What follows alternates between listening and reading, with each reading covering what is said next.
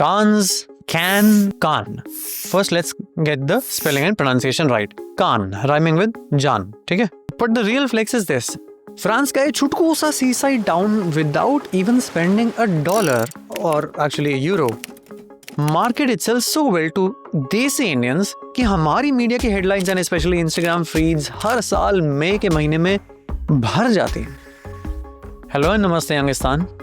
This is the marketing of Cannes and I am Karan. देखो होता क्या, रिवाइंड करना पड़ेगा. 1946 की बात है जब कान फिल्म फेस्टिवल शुरू हुआ था वेनिस फिल्म फेस्टिवल को टक्कर देने के लिए. और वेनिस उस टाइम पे फासिस्ट कंट्रोल के अंडर होता था, बट सानों की the French film festival stood for creativity and freedom. 1950s जब आए तब इंटरेस्टिंग चीज हुई. Actresses like Grace Kelly and Brigitte Bardot they started symbolising fashion and glam up till the red carpet so much कि अचानक से film से धीरे से हटते हुए फैशन फोरफ्रंट पे आने लग गया. एंड इन 1997 चौके के बाद बड़ा छक्का, L'Oreal entered. L'Oreal became the official beauty partner of a film festival. धीरे धीरे मार्केटिंग का फाउंडेशन बनने लगा. Now here's the genius. See, कान जो है वो खुद की तो ऐड नहीं करता.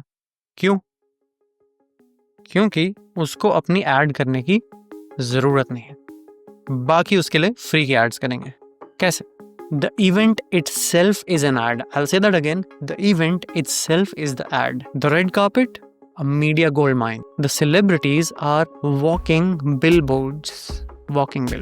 And the exclusivity around it, of course, becomes an Instagram magnet. It's aspirational marketing at its finest. Create something that is so chase-worthy that people market it for you. Now imagine Delhi में अगर auto expo होता है जहाँ पे layout होता है, ज़मीन होती है, वहाँ पे अलग अलग ब्रांड्स को चबूतरे बूथ दिए जाते हैं और वहाँ पे वो अपनी अपनी गाड़ियाँ प्लेस करते हैं और वहाँ पे उनके सेल्समैन होते हैं जो उनकी एड्स करते हैं और उन्हें बेचते हैं. करेक्ट. अब कान फिल्म फेस्टिवल का जो रेड कार्पेट है, मे बी वो लेआउट है, वो ग्राउंड है, और वहाँ जो सेलिब्रिटीज चल रहे हैं ब्रांड्स के, वो उन ब्रांड्स के चलते फिरते बिलबोर्ड. आप उनको मीडिया पे देखते हो गई ऐड. और इंडिया में क्या होता है कान को लेके, ये तो आपको पता ही है. In India Cannes is like Filmfare awards और आईफा अवार्ड्स और जी सिने अवार्ड्स को मिक्स करके स्टेरॉइड्स पे अगर चढ़ा दो तो आपको मिलता है एक कान.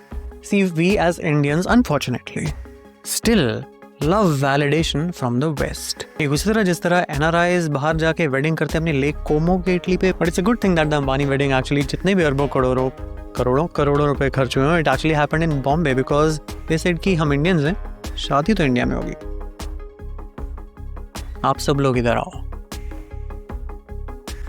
While Virushka's wedding was of course in Italy and their flowers came from Amsterdam, whatever, Sanuki. If you don't believe me, Cannes 2024 में 83% of the media coverage in India, Cannes film festival का Indian media जो coverage कर रहा था, उस coverage के जितने भी आर्टिकल्स निकले थे 83%, 30, 40, 20 नहीं, 83% were on fashion. They were not on films. Again, film धीरे धीरे पीछू, फैशन धीरे धीरे आगू.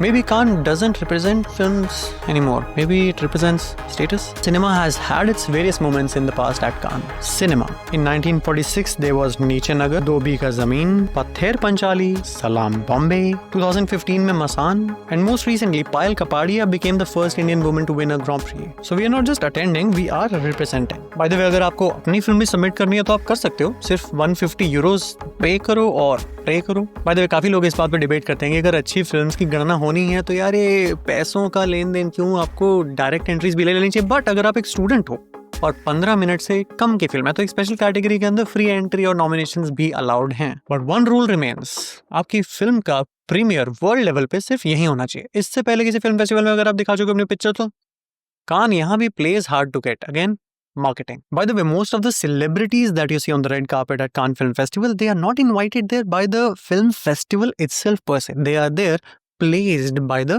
brands. कौन से brands? Remember L'Oreal was the beauty partner?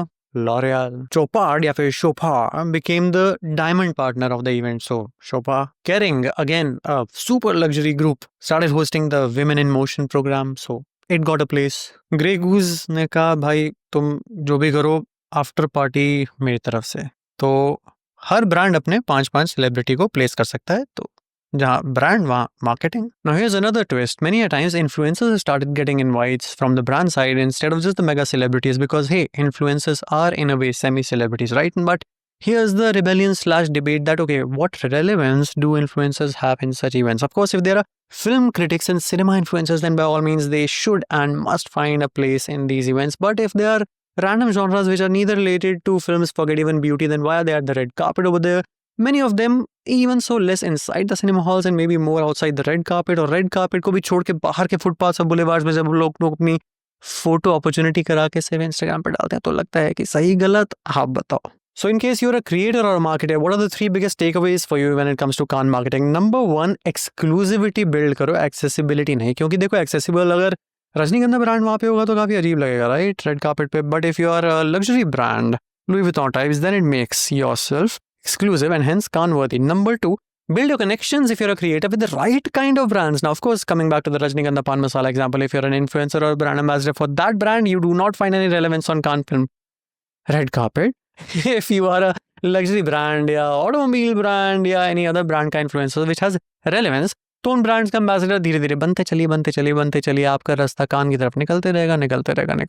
And number 3, if you're a brand manager, then make your brand so photogenic and Instagrammable and a cultural moment generator that audience itself finds a very realistic and relevant fitment of your brand being there, because Cannes is a cultural moment every year around May, right? तो ये तीनों चीजें matter करती हैं. अगर आपको ये सब सही लग रहा है तो the marketing of Met Gala भी हमने कवर किया था इससे पिछले वीडियो में. अगर वहां मिलना है मुझसे तो वहां मिलो ना यार.